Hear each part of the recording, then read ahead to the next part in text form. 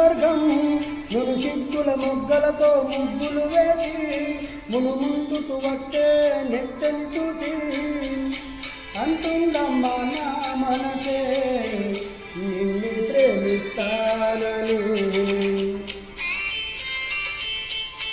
ఒక దేవత వెలసింది నా కోసమే ఈ ముంగిట నిలిచింది మధుమాసమే.